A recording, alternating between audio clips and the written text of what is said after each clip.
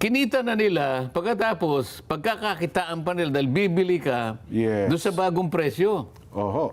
Sa makatwid, yung 33, maliwanag na tubong lugaw yun. Oho. Ano yung salita mo kanina, Nelson? Paldong-paldo? Paldong-paldo. Ako ang sinasabi ko eh. Isa ka sa pinakamalalaking oil companies. Ganun ba? Di ba? Multinational nga pala ko. Multinational kayo. Nakita mo yung datos ko eh. Nelson. Papansinin mo ba yung sinabi ko?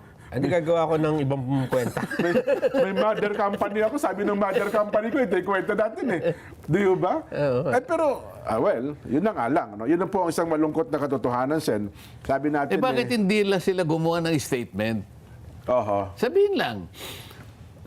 Chinek po namin yung mga datos po na pinresent ni Senator Dante Marcoleta. Opo. Mali po eh. Ay, talaga naman. Di ba? Oho. Ang kanilang sinasabi ay ganito po yon, yung nanggagaling po kanya doon sa South Africa. Hindi po lang yun eh. Siguro gumawa ng gano'ng istorya, no? Ibig sabihin, i-dispute nila. Sana. Oh. Napakadali. Sinabi ko, ito mura po. Bakit po kasi pinipilit ninyo na ipihit po ang ating pinag-uusapan? Palagi na lang po ang nagiging kontrabida si Mr. Hormuz, di ba? Yan, Strait of Hormuz. Yan, Si Mr. Hormuz, palaging silang ginagamit sinisisi yun. lahat, Meron siya sinasabi ganito eh. Bakit hindi po nyo tingnan yun? Kung halimbawa po mali, sabihin po ninyo mali. Oho. Wala eh. Walang kumontra eh. Hindi ka nagtataka, Nelson?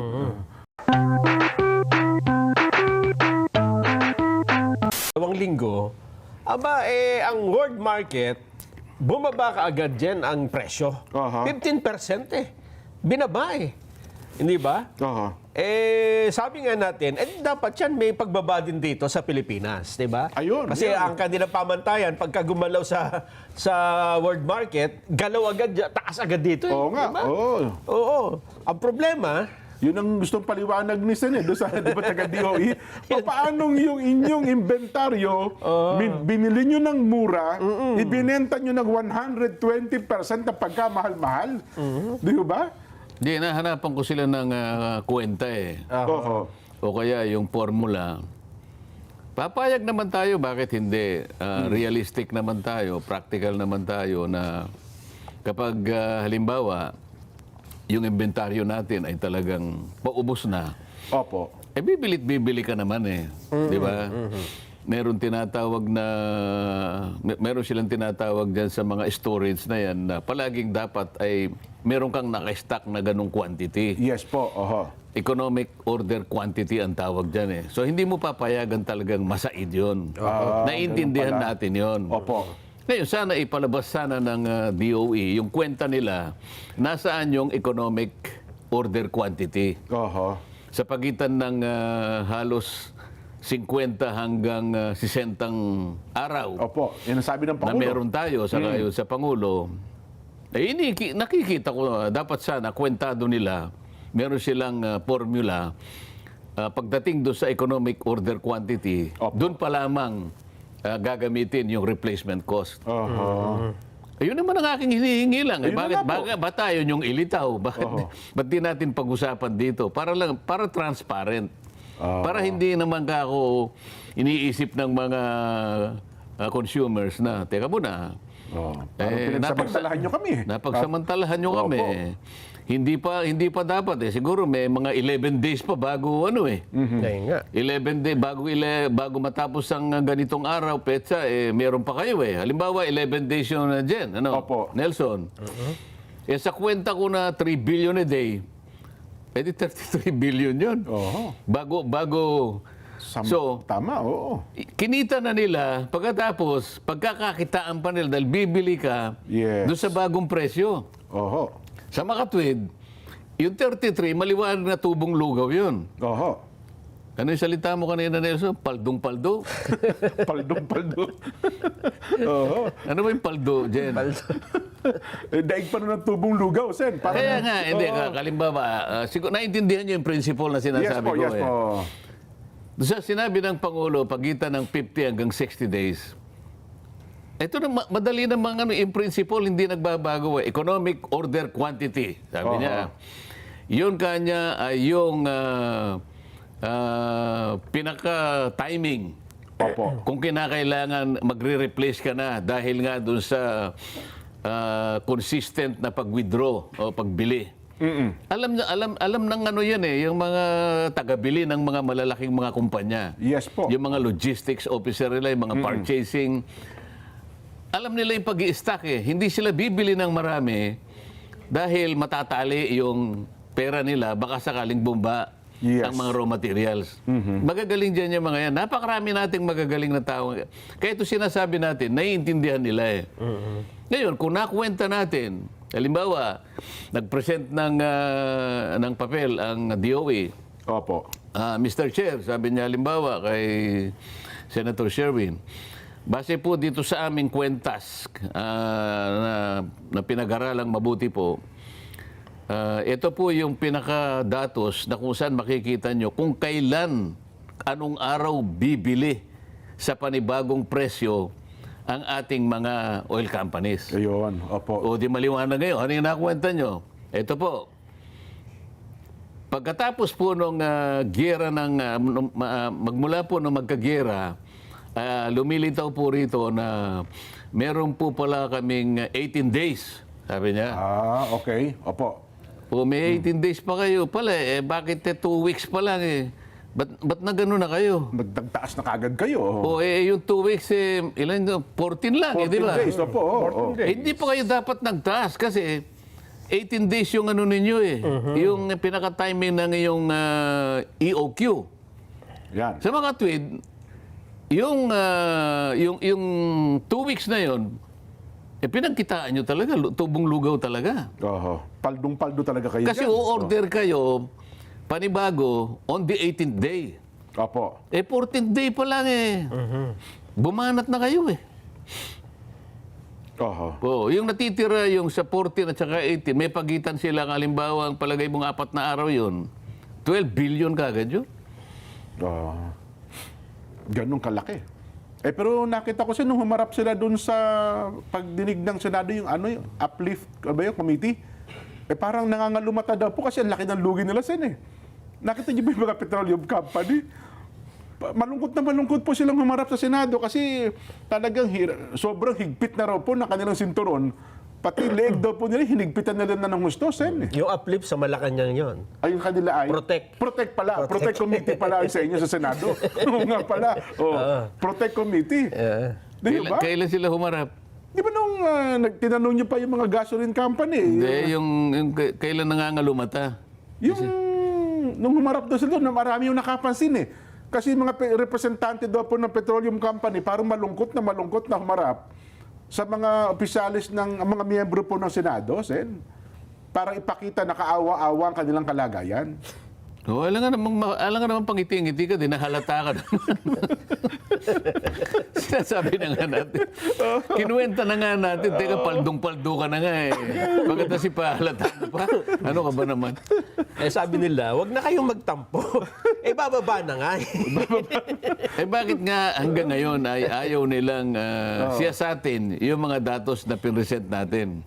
Wala po, Sen. Parang ayaw talaga nilang i-verify. Sa bagay, nag-usap na kami ni Chairman Sherwin. Opo. At gusto niyang gamitin talaga yon. Hindi ko lang alam kung kailan sa tatawag muli. Pero nakapag-usap kami. Gamitin natin yung datos mo, sabi niya sa akin. Oho. Wala pong nag-verify kahit isa eh. Kahit po doon sa mga petroleum company na nandun po, walang gusto mag-verify. Hanggang ngayon, pati ang DOE, Sen. Halimbawa, kayong dalawa ni Nelson, Oho. may-ari kayo ng malalaking oil companies dito sa bansa. Oho. Nagsasalita akong ganyan. Kayong dalawa, i-verify niyo yung sinabi ko? Bay, dapat siguro, Sen. Be-verify ko talaga. Makakabili pa rin ng mura doon eh. Ha? Di ba? Ako, ganun ang gagawin ko. Hindi ka oil company. Ganun ba yun? Hindi kasi... Hindi niya nakuha sinasabi ko eh. Isa ka sa pinakamalalaking oil companies. Ganun ba? Di ba? Multinational nga pala ko. Ano? Multinational. Nakita mo yung datos ko eh. Nelson. Papansinin mo ba yung sinabi ko? Hindi gagawa ko ng ibang kwenta. may mother company ako. Sabi ng mother company ko, ito yung kwenta natin eh. Di ba? Pero, well, yun na nga lang. No? Yun na po ang isang malungkot na katotohanan, Sen. Sabi natin bakit hindi lang sila gumawa ng statement? Oho. Sabihin lang. Chinek po namin yung mga datos po na pinresent ni Senator Dante Marcoleta. Opo. Mali po eh. Ay, talaga naman. Di ba? Oho. Ang kanilang sinasabi ay ganito po yon, yung nanggagaling po kanya doon sa South Africa. Hindi po lang is yun eh. Siguro gumawa ng gano'ng istorya, no? Ibig sabihin, i-dispute nila. Sana. Oh. Napakadali. Sinabi ko, ito mura po. Bakit po kasi pinipilit ninyo na ipihit po ang ating pinag-uusapan? Palagi na lang po ang nagiging kontrabida si Mr. Hormuz, di ba? Yan, Strait of Hormuz. Yan, Si Mr. Hormuz, palaging Yun ang ginagamit sinisisi yun. lahat, Meron siya sinasabi ganito eh. Bakit hindi po nyo tingnan yun? Kung halimbawa po mali, sabihin po ninyo mali. Oho. Wala eh. Walang kumontra eh. Hindi ka nagtataka, Nelson? Nagkaroon po ng kalahating araw na katahimikan eh. sa daigdig ng petrolyo eh. Ukol doon sa impormasyon na yun, Sen. At hanggang ngayon po, sabi ko nga, pati ang ahensya ng gobyerno natin, Department of Energy, parang hindi rin po niya binerify. Hindi, tsaka yung sinasabi ko noon, na nilabas natin yung ginamit ni dating Pangulong Gloria Macapagal Arroyo. Naalala mo yon, magkakasunod na 3 bagyong malalakas yun. Nagsimula kay Ondoy, kay Pepeng, at meron pa eh. Parang Ramil yata yun. Ginamit nila yung executive order na kung hindi, ano na yun, 893 ba yun? Basta gano'n, ano? Opo. Kahit na deregulated nga ang oil industry, nang dahil nga sa nagkaroon ng emergency, finraise nila yung yung presyo ng gasolina nun eh. Totoo po, oho. Ngayon, kapag tiningnan mo, mas malala yung ngayon eh. Alam mo kung bakit? Yung Ramil, si Ondoy at saka si Pepeng, hindi naman buong Pilipinas ang apektado nun eh. Parang ilang region lang po ng bansa Ang Ondoy siguro, Luzon, Metro Opo, Manila. Alam mo naman yon. Yung Pepeng, bandang Bisaya ata yun. Oho. Pero itong palo ng langis na to, nationwide eh. Opo. Bakit hindi ginamit yung executive order? Samantalang ang pinag-uusapan, national emergency. Yun ang gagamitin mo eh. National emergency, nasa saligang batas at yun ay nireplicate ng executive order na yun. Tama. Oo nga, no? Ba't nga? Dahil nga siguro na kung ipatutupad yon, baka magkaroon ng malaking kalugihan sa part ng petroleum company. Hindi kayo pinag-uusapan nyo. Kailangan consistency. ganun? Kasi noon, bagyo lang yon, hindi naman buong Pilipinas ang apektado. Pero sa pagitan ng executive order na freeze. Price freeze, opo. Oh. Marami yung price freeze na pati nga petroleum company. Tama po kayo. O pati mga bakit gas station. ngayon? Hindi man lang kahit 1 araw, 3 araw, hindi man lang nagkaroon ng freeze ng presyo. Baka may matinding pagtutol ng mga petroleum company dyan, Sen. Hindi, pinag-uusapan natin yung consistency ng governance, di ba? Kung halimbawa, yung patakaran ng DOE, pareho naman. Executive order, pareho naman yung kanyang nilalayon. In times of national emergency. Emergency naman talaga eh. Pero baka hindi daw po parehas ang epekto sa petroleum company. Na-freeze nga. Na-freeze nga. Nagawa na dati. Nagawa na natin. Kasi noon po, at least mababawi pa sa ibang, baka hindi ganun kalaki ang mawawala sa kanila, Sen. Hindi, pinag-uusapan natin, finraise nila. Well, tama po kayo. Kung nagawa noon, ba't hindi magawa ngayon? Sen, pag-usapan nga natin, kasi maraming nabubuhay na mga panukala ngayon dahil sa pagtaas ng presyo ng produktong petrolyo at ano-ano pa man, kanya-kanya po ang ngayon, lutangan ng mga panukala kung paano ba natin ito maagapayanan. Pero ang higit na nakatawag ng pansin sa amin, Sen, yun pong inyong pinanukala. Ito po yung dati ko nang narinig pero parang wala nagtatagumpay eh. Yun pong waste to energy bill. Isa lamang yan sa mga proyekto na kung tawagin ay pinanggagalingan ng renewable energy. Yes po, oo. Kasi ang kagustuhan nga natin noon, dahil nga sa kailangan nating maproteksyonan ng ating kapaligiran, ng ating environment, so pinag-iisipan ng pamahalaan na sana ay mas maraming renewable energy ang ating ma-harness sa mga darating na panahon. No? Solar, wind, waste to energy, hydro, at lahat ng hindi gagamit ng fossil fuel. Iyang waste to energy, matagal ng matagal ng programa na hindi nga masyadong maitaguyod dahil ang panggagalingan kasing raw material, yung mga basura, yung Yes mga po. Napakarami ng basura sa Pilipinas yan ang problema kasi Oo. gagamit ka rin ng meron ding incinerator kasi na gagamitin diyan. Yung sa Clean Air Act baka kumontra. Oo, kailangan kasi ma-amyenda mo yung mga ibang batas na dapat yung incinerator na gagamitin ay hindi talaga siya mag-i-emit ng Opo, kahit walang anong emission. pollutant sa atmosphere. Kasi isa pang problema diyan, ang suliranin kasi diyan sa pagkuha ng basura. Dapat sana itatayo mo yan kung nasaan yung lugar na bastante yung panggagalingan ng raw material na basurahan nga yan. Okay. Kaso, ito yung nagiging problema dyan. Yung mga mayor kasi, alam mo na sila yung merong jurisdiction sa Hahakot ng basura. paghahakot ng basura kung saan itatapon ng mga landfill yan. Meron tipping fee dyan eh.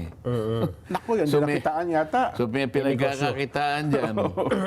Ang sabi ko, yung pinagkakakitaan ninyo, kausapin ninyo yung gagawa ng WTE, yung waste to energy, kung talagang kailangan kayong kumita pa. Pero kalimutan nyo na yun kasi alam mo, yung bansa na muna ang ating unahin. Opo. Hindi na yung pinagkakakitaan ninyo. Nako. Nandun palang medyo mayroong konting May bottleneck. may bottleneck pa rin sa... Kasi, Wala ang tipping fee ba ho ba dyan? Ilang mayor ang kakasangkapanin mo kasi Opo. bago ka makagawa ng palagay mo, hindi naman marami ang manggagaling dyan. Siguro, pinakamarami na dyan, makakakuha ng 10 megawatts siguro dyan eh. Opo. Pero yung gagamitin ng basura, talagang tunay-tunilada. Marami ho. Tama So, kayo. sa mga tweet, kakasangkapanin mo yung mga ilang mayor, dito mo na itapon, dito na lahat yan. Pag-iisahin, At kailangan may segregation pa yan. Yun nga, Opo. yun nga. Okay. So ang dami ring technical na issues na dapat pero talagang doable siya. Ayun. Doable siya. Kasi kung basura pag-uusapan sa inyo, dito sa atin, gabundok ang maraming basura dito eh. Oh, nahiring na namin yan eh. Ang pinag-uusapan na lang diyan ay yung mga detalye. Meron din kumukontra eh. Ang dami rin kumukontra May diyan. mga position din ho ba dito? Kasi dati ang mga mayor, kapag halimbawa, isang lugar, nandun yung landfill, doon itatayo, edi kita po ganansya nung mayor kasi lahat ay magbabayad sa kanya na magtatapon eh. Di ba? Oh, kaya nga. Oh, yung iba naman na meron din sariling tapunan. Doon na mismo. Ayaw ko diyan kanya kasi may May sarili akong landfill. yung aking Ayun tipping lang. fee dito ito eh. Yun nga ang pag-uusapan. Andun ang Kung bayan saan eh. ilalagay. Oo. Pag-aagawan eh. Hindi, kasi kung iba naman, ang kontrata dyan, hauling eh. Yung hauler, di ba? Yung mahakot ng basura. Karaniwan sila rin yung hauler, di ba? Yun lang. Mga kaibigan nila yung hauler. Oo, hanap buhay din pala ito. Yung may-ari ng landfill, sila rin yung magkakausap dyan. Oho. Kaya kung minsan nga nababagalan, hindi kagad na isa sa katuparan ng isang napakagandang mga proyekto, isipin mo, sabi ko nga dun nung nagmi-meeting kami, Opo. mas lalo nga bigyan nyo ng priority ito eh, sabi ko. Kasi yung waste to energy, dalawang bagay ang nagagawa niya. Oho. Nasasagot niya yung suliranin tungkol sa basura dahil nga yung basura nako-convert into energy. Opo. Pagkatapos nakaka-produce siya ng energy. Samantalang yung solar, sabi ko, tsaka wind, hindi naman nakakabawas ng basura yan. Opo. So ito lang, waste to energy lang, malaki na yung ganansya mo rito eh. Kumita ka na ng konting energy, nakapagpasinag ka na ng isang barangay, 3 barangay halimbawa, nalinis mo pa yung environment. Oho. Kaya ano siya, maganda siyang ilaban.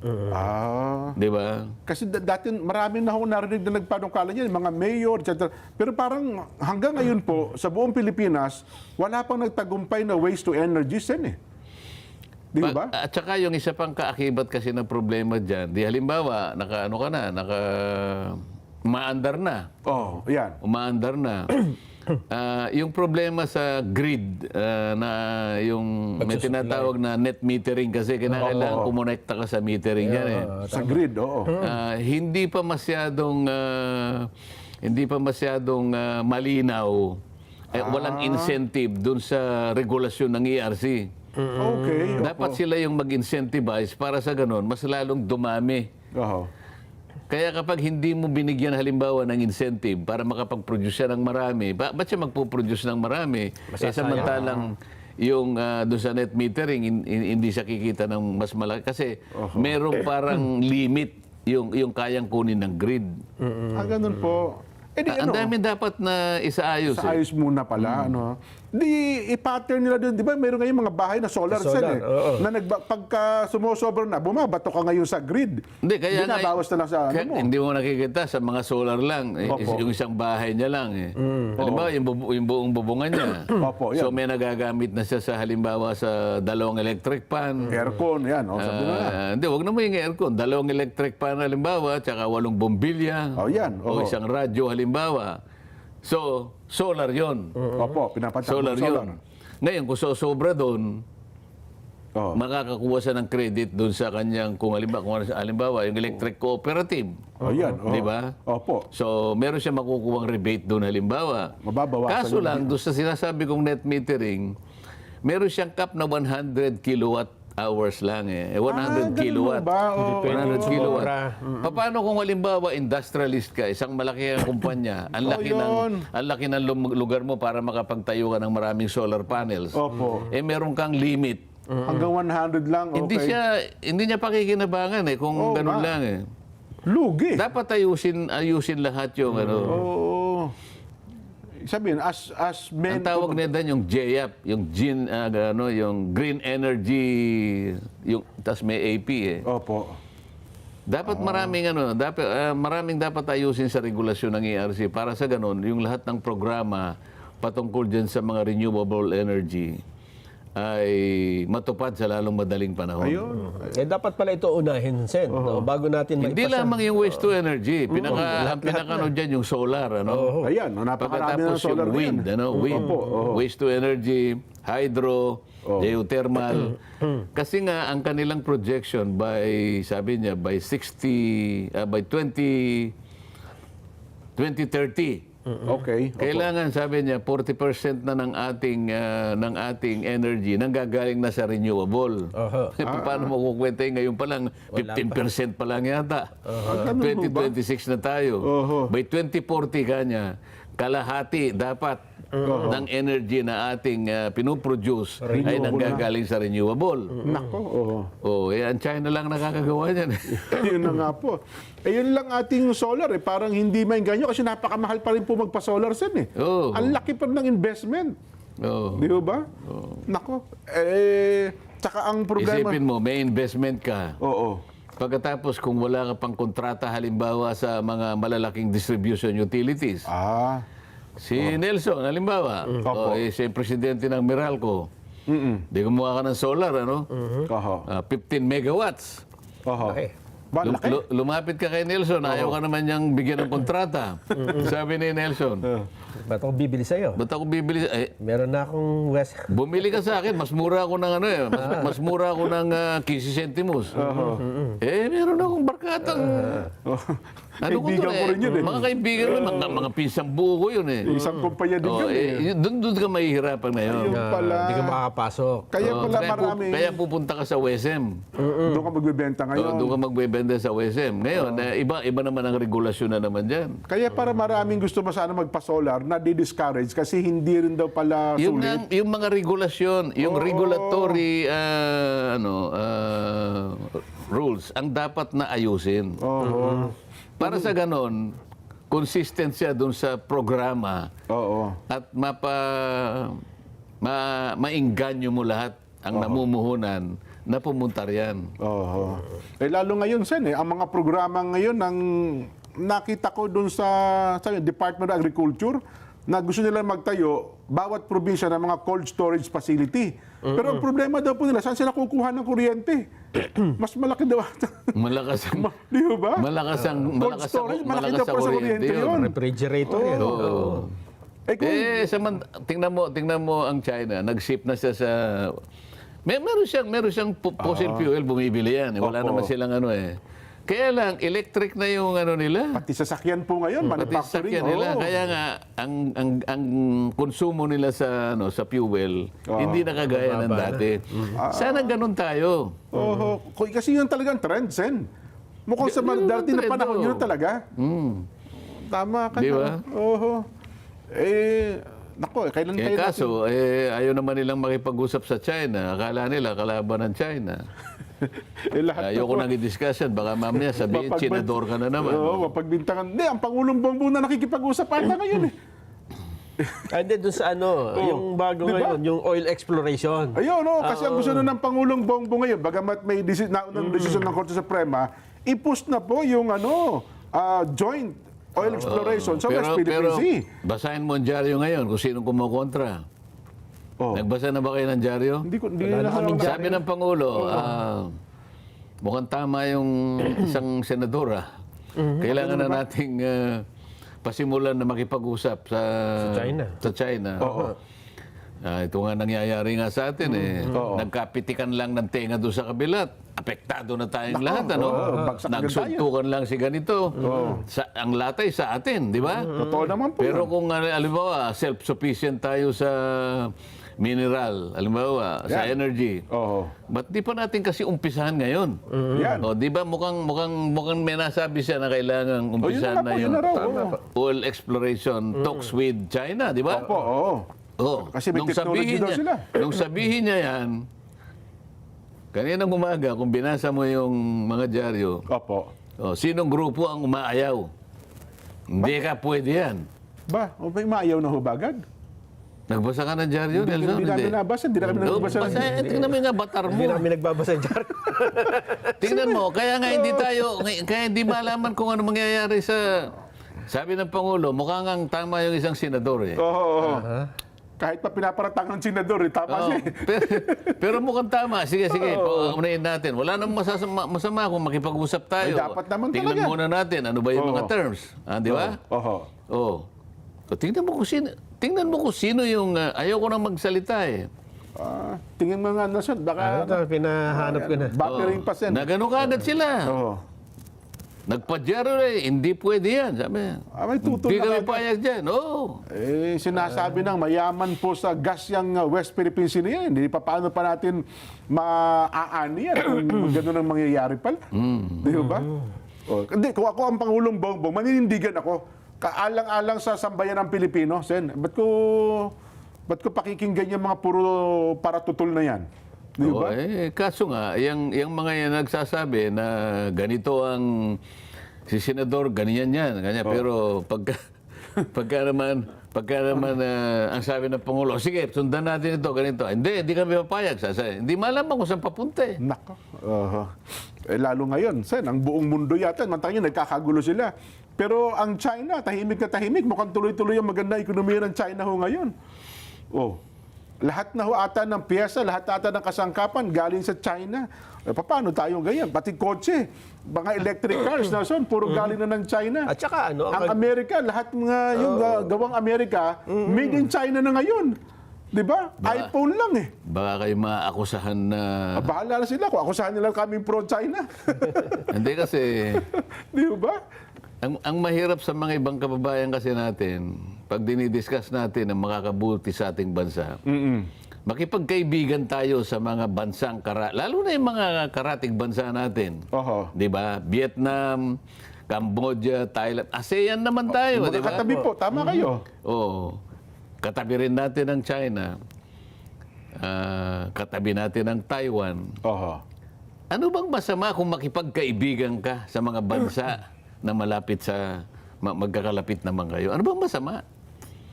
Minamasama lang ho ng iba, Sen. Ako sa tingin ko walang masama eh. Minamasama lang ng iba. Halimbawa, ikaw, inaakusa ka, si Jen kanya, tsinador. Oo. Pero kung re-reviewin mo, subukan mo reviewin ang episode ng Saganang Mamamayan magmula nung si Jen ay kasama rito. Tingnan mo kung meron siyang sinabing pabor sa China. Wala. Halimbawa, pinagtanggol ni Jen ang China laban sa Pilipinas. Opo. Wala sa sinabi. Wala akong makita o wala akong narinig na sinabi niya na pinaboran niya ang China kesa sa Pilipinas. Siyempre naman po. Oh. Bilang Pilipino, talagang Pilipinas po ipagtatanggol natin. Pero kung sabi niya, si Marcoleta Senador, wala naman siya narinig na sinabi ko. Pagka tinanong ko naman, kailan ka ako nagsalita in favor of China? Sige nga. Narinig mo ba akong nagsalita na pinaboran ko ang China? Kesa sa Pilipinas? Wala siya masabi. Yun na nga. Yan ang mga ganyan ng yan ang mga ganyan ng hindi mo malaman kung papatusin mo o hindi, di ba? Pero wag na natin patusin, Sen. Basta at least tayo eh. O, natuklasan mo na, Nelson?